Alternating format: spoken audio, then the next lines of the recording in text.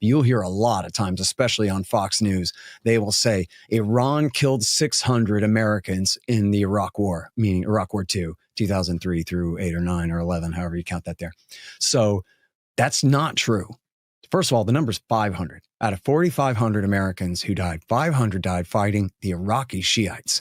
And yes, the Muqtada al-Sadr's army, which was called the Mahdi army, was mildly supported by Iran, but not compared to the other major factions that we were also fighting for. Sadr was part of the United Iraqi Alliance. That's why 4,000 were killed by the Sunnis, because we were fighting to ensconce this Shiite grouping in power. And it was the Sadrists, the Dawa Party, and Skewed were the three major pillars.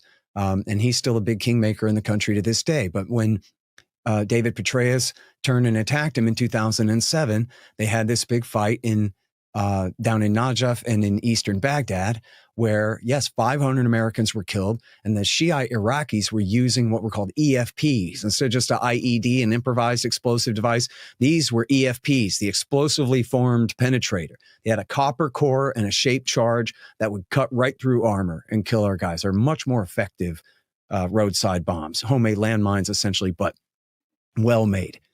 And the propaganda campaign was to just pretend that every single one of those bombs came from Iran and came from the Iranian Quds Force, and they were all given over to Muqtada al-Sadr to use against our guys. That was never true, and it was certainly never proven to be true because it wasn't true.